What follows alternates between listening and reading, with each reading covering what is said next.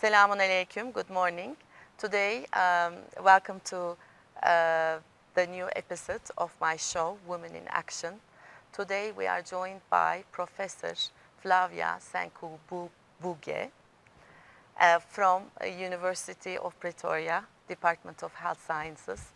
She's the Dean of the department. Welcome to my show. Thank you very much, Ambassador. It's a great joy to be here, and salam alaikum to everybody. Thank you. Alaikum salam. So we will talk about your career, first of all, because you are an accomplished woman who is coming from the medical profession, from actually UP, and then you have a PhD in public health. Then you became dean this year, and you've had almost 10 years at UP, in the administrative ranks as well. And then you became the first woman to hold that position of dean in the Department of Health Sciences, correct? Tell us a little bit about your journey and some of the defining moments in your career. Yeah, thank you so much. I mean, it's always so strange to talk about oneself, especially your career journey. Yeah. And I like to characterize myself as a small town girl. Yeah. I grew up in a small town. At that time, it was called Queenstown. Now it's called Komani in the beautiful Eastern Cape. I may sound a bit biased about that, No, but I love it. it's a beautiful Eastern Cape. And then I studied at the University of Pretoria, incidentally. I studied my medical degree there, and I like to say at that time it was in Afrikaans because, of course, the country was still in transition. And once I finished, I did my internship, which is a year that one has to do after finishing your medical school at Dr. George Mukhari Hospital. And in South Africa, you also have to do a year of community service. And so I also did my community service at Dr. George Mukhari Hospital. And I finished, in fact, that year as intern of the year when I was an intern. Where was that hospital? It's at Garangua in Gauteng. Oh, Garangua, okay. yes, I yes. didn't know that. Yeah. Yes, I had a lot of fun there, learned a lot. And then my passion was always to work either for the WHO or, in population health. And so that's how now I got to specialize in public health medicine. And at that time, one of the top people in the global health space was Professor Eric Buch, and I really, really wanted to specialize in public health medicine, but with a special focus in global health. And so then that's how I got accepted into the specialist program at UP. Can we say that was a defining moment? That was knowing that professor, and yeah. Yes, but he was actually incidentally my mentor. And I like to say, he doesn't like me to say this, but he was my mentor since I was 18, because I met him when I was in class, and I'm like, oh, I like what you said, I like the work that you're doing, and he's mentored me since, even up to today. So I almost want to say that my first defining moment was finishing medical school, because that was a tough, tough journey. Correct. And then I would say actually finishing specializing, because specializing in and of itself is quite tricky, quite difficult. And for me then, I took a year off just to kind of gather myself. And then Which year was that? So I finished specializing in 2009, and then after that, in 2010, I then, took a year off, and then after that, started my work in public health medicine. And I think that during that time, there are many, many defining moments, as it would be, but maybe it's not even a moment in one space, but working in a space where you're passionate was actually quite defining. And during that time then, I want to say that they're just so many, but I want to pick maybe being elected as president of the Colleges of Medicine of South Africa as the first black woman. So I was actually elected before, during the COVID time, 2019, and my term ended. The first black woman. Yes. And Yes. that body, tell us a little bit about that body. We don't know much about it. Yeah. Yeah, so the Colleges of Medicine of South Africa is the apex body of medicine in the country. It's an examination body. Every single person who wants to specialize has to then write a single exit exam in South Africa, and that's the exit exam in the Colleges of Every Medicine. doctor, Every let's say. doctor who's specializing, yeah, who wants to be a specialist.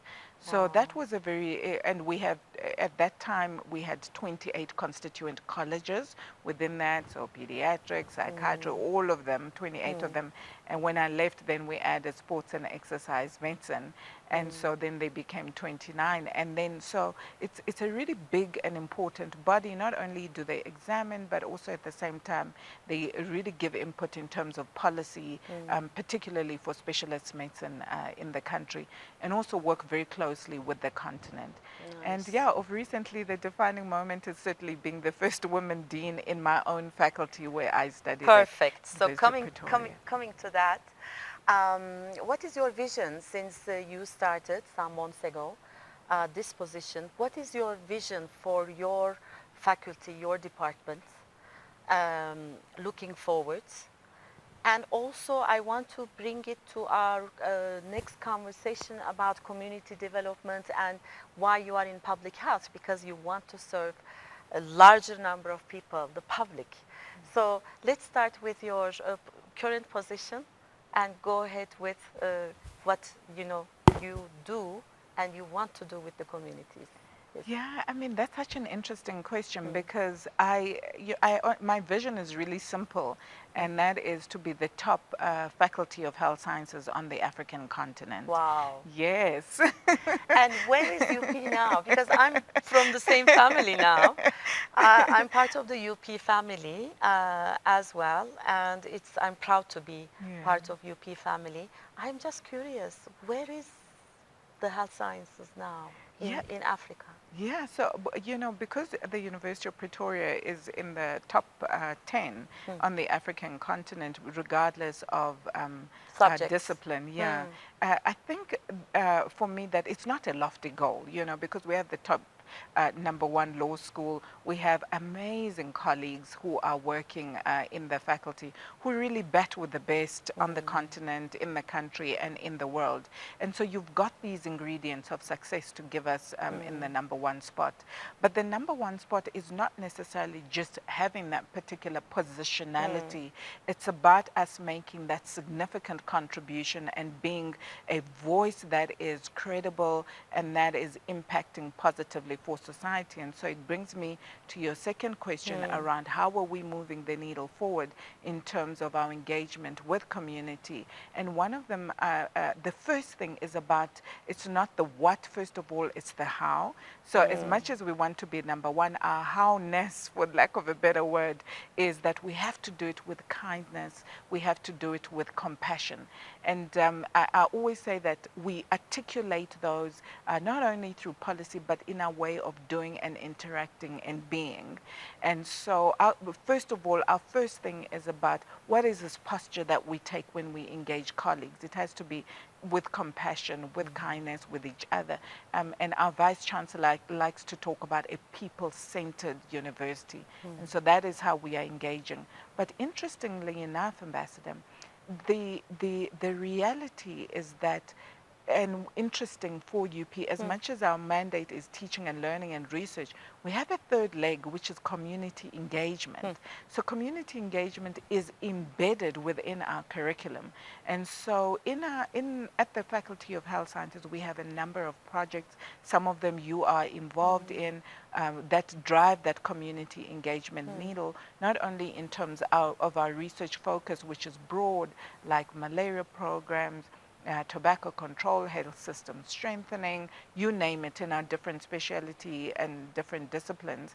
But also at the same time, we have these amazing institutes that drive this particular agenda. And one of them is, for instance, the community-oriented primary care model, which is really driving the needle on primary care. And the one, of course, that you are involved in, which is really trying to bring our students in terms of the broad engagement with communities, but also at the same time teaching them quite early to pay it forward. Correct. Now, my personal belief, I want to say, just when we are at that topic, is that corporate South Africa and various institutions like universities are not doing enough community development projects. They are not there enough, or we don't see them. So I want to bring to the universities that I'm engaged with, I want to bring also my project into it, somehow integrate, so that the students at least have the opportunity to have the exposure to the communities. So the project about empowering the boy child, hopefully we will engage health sciences students as well, because that's also, that will be in the future part of their work. And to take them to the township school where we are doing the workshop to empower, educate the boys on various health issues like drug abuse. And I already have an academician, my friend Sanele, from your department anyway, from the start of the project, who is one of our speakers, and he talks about mental health, drugs, you know, all kinds of health issues. We need more of your department, your faculty, I think, to engage. It would be so nice, and we already started cooperating, and I am so happy to hear that UP is active in that, you know, already. No, that's so exciting. I mean, Dr. Sanele is one of our rising stars in the faculty. Yes. And so interestingly enough, in the Faculty of Health Sciences, our training platform, where we train, is in the community. And so projects such as these just are a real plug and play. They just are a perfect fit. Because you can't train a health professional outside the community. You have to train them within the community. And so our students and staff members already work in the community, and their practice and their research and their teaching and learning is within the community. So projects like the ones that you are proposing will be just absolutely perfect, and we look forward to collaborating with you. Thank you, inshallah. And let's talk a little bit now about the awards. You are so accomplished in your area of interest, in your passion, in your profession. It's very important, and I want to also ask you how you are balancing all this stuff, you know, your profession, your family life, how, you know, and you also have an MBA in business from Scotland, University of Edinburgh. Yes. Beautiful place. You were recognized as one of the 50 powerful women in South Africa by the Mail and Guardian's Power of Women project in 2021.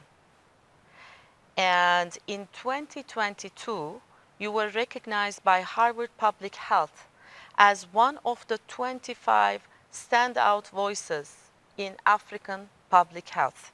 I do believe you are one of the standout voices in public health in Africa, definitely. Thank you. And Africa needs women like you who will also inspire other women, women medical professionals, women doctors, you know, social workers.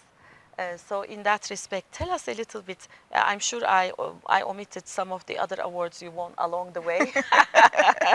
Tell us about those journeys. Yeah. No, you know, I always say to my mentees that you don't go out to win awards. You just do your work, and within that journey of doing your work, people recognize it as something that should be awarded. And I think it's important to approach your work with that humility. It's a great, you know, it's a really great opportunity to have, you know, to be part of the voices that get to be recognized along other important voices, particularly in my passion in public health. And I have used that recognition and many awards along the way to also pull up other women so that they can step into that space of getting those particular awards. So that's how I use my space of, I don't really call them awards, I call it spaces of recognition. Wow. That's a nice way of putting it. Yes, Spaces of recognition. It's nice to have more and more women in those spaces alongside men. I mean, yes, it's yes, okay. yes. Yeah. And so I've used that to inspire, especially women, but also men. Because remember, we as women, we're part of this broad society that also has men within it. And so, in essence, that's what I've used it for, to drive very aggressively an agenda of public health, an agenda of well-being, an agenda really, particularly on the global stage, of being part of an honorable group in whatever space, of an African voice being heard. And so I've used those spaces to really put Africa's voice on an international stage. And it is so important to raise Africa's voice in different areas, sectors of society in general. And when we are doing our stuff in our spaces, however big or small, I think we are in our own ways contributing to life, and that's what really service means. You know, while you are serving humanity, people. I could not of South agree more. Africa. Absolutely, Yeah. I could not agree more. We do have a story to tell, Correct. and we have a beautiful story to tell, but at the same time, we also have a lot of learning. And so I think that particularly that's why this recognitions do matter, because you come into spaces as equals, and then you're more likely to be listened to, and also colleagues to share with you, and that sharing, that knowledge, you're able to plow it back home and also bring up more people to share within that space. So I couldn't agree more. Correct, and it's all about broadening your network and connections. Yes. You know, connections matter, you know, inside South Africa, outside South Africa, and those recognitions. So now let's talk a little bit about how you balance your work life, your private life. Do you really have time? Because we're all chasing time. Yes. Yeah. To be honest with you, I always say that I think the greatest lie we've ever been told is this work-life balance. And so There's no balance. I like to call it work-life rhythm. And so sometimes you are, you know, in 1 week you are the best mom because you attend every ballet recital, every tennis game, every cooking competition. And some weeks you are not the best mom because you are off in an international stage and that type of thing. And so I like to say that it's really work-life rhythm. And so, yes, and so as long as on the whole, you know, when you take a summation of this month, you've been able to say, I've contributed to family, I've contributed to my work, I've contributed to this. And in and of itself, I think that, for me, that's how I see it. Because I like to say to my mentees, even the world works in seasons. There's winter, there's summer, and that type of thing. So your life is actually like that. So you will, each and every single day, you can never be the best wife, the best mother, the best everything. So as long as on the balance of probability, to use the words of the mathematicians, you really have done your best, that's important. But especially because this is a women platform, the most important thing for women is to prioritize, because in that list of balance, we never put ourselves. And so in a way, you also have to prioritize yourself so that you're always pouring from a full cup. And so I think that as we are balancing and juggling all these different balls, don't forget that you yourself are part of that juggle. And it never helps to be a perfectionist in any of these areas, especially when it comes to family, I have learned. How many kids do you have? I don't. You don't have kids? Good. At least that's one off the mark. But you're always mothering, right? You're always mothering. You're mentoring. You're mentoring, you're mothering, you auntie, and you are doing everything else. So I always say that I don't think there's a woman who can really say they are not mothering in some form. You are so right. Yes. Definitely. Yeah. And also mentorship is something that we are using more and more these days. But when we were growing up, did we really have mentors, or did we ever have that concept? Who was mentoring us? Yeah. Not really. I mean, we barely maybe had role models here and there without knowing they were our role models, right? And then now mentorship is something that we all have to do now. We feel the responsibility more, I think, to be out there mentoring the youth, because they are the future, Yeah. because we need to really empower them. Absolutely, yes. I mean, I had a mentor now who I met when she was 18, and she just finished specializing in public health medicine, but not only specializing, she specialized with a distinction. I Wow. mean, to specialize and finish and with a distinction. So I think that I always say that I'm mentoring people not to replicate myself, but really to have people who will even do much better than myself. And so if I look at, you know, my mentee, her name is Inga, and the incredible achievement that she's had just, you know, now that she's gotten her results, I have no doubt that she will surpass the work Wow. that I've done. And so in essence, I think, although we're calling it mentorship, but I think we are like coaches, actually. Coaches, life In a way. coaches. Yeah. Yes. And so a coach wants you to do better and to win the next cup and that type of thing. And it's a That's called great honor. progress. Yes. Society progresses like that, right? Yes. I Yes. mean, Yeah. if if if the youth is way ahead of us along Yeah. the way, Yeah. then we're all happy, you know, with Absolutely. progress. Yeah. Because I really believe that our role, you know, it's such a great honor to make even a tiny little impact, because I think that's mentorship. It's not the whole sum of everything. You're making your tiny little contribution to somebody's life, and then that will ignite just a massive ripple effect for them to be the best of who they were meant to be. And I think it's an absolute honor to have that window of opportunity to make that contribution. And that circles back to the work that we were talking about, community development.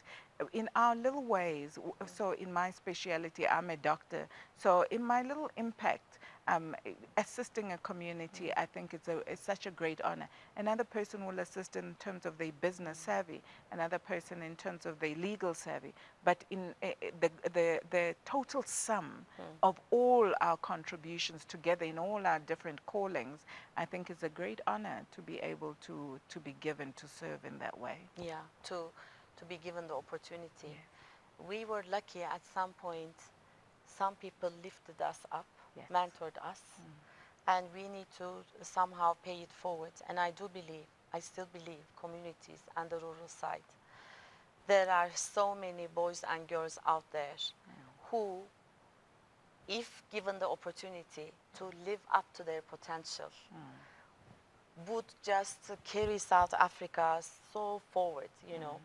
It's just that the environment and their opportunities are not, you know, enough. Yeah.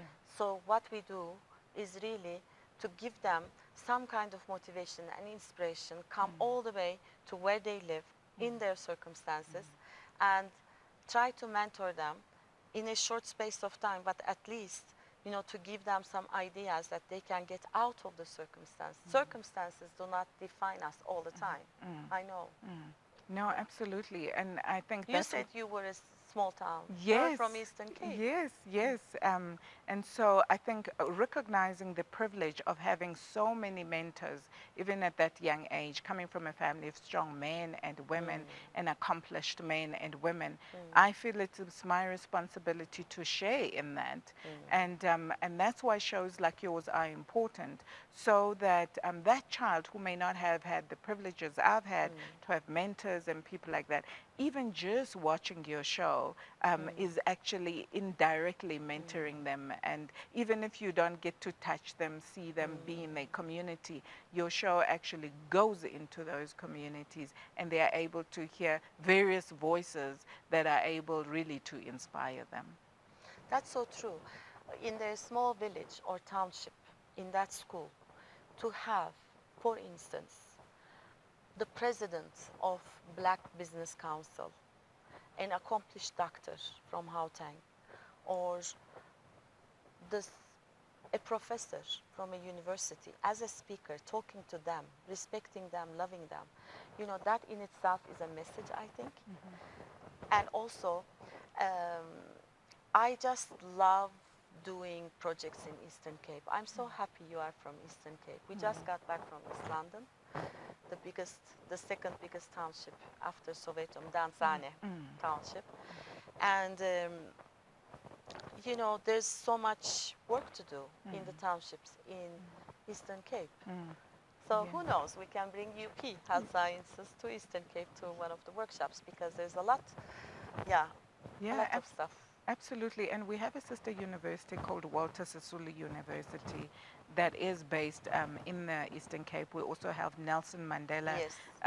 University, and we have a wonderful dean, Prof. Zuki Zingela there, and in the health science faculty, the dean at Walter Sisulu is Prof. Trita. And both of them are just incredible colleagues to work with, to drive, you know, kind of community engagement, health system strengthening within the communities in the Eastern Cape. Perfect. So happy to know. I'm so happy that I am getting to know you because of this engagement with UP. And thank you so much for being on my show. And we will continue this conversation. Looking forward to more and more collaboration when it comes to giving back to the communities. Thank you. Thank you for having me. Thank you. So this is the end of yet another show. Time flies and the show is over so fast. There's so much to talk about when women come together, I think. So this is the end, and see you at my next show. Thank you.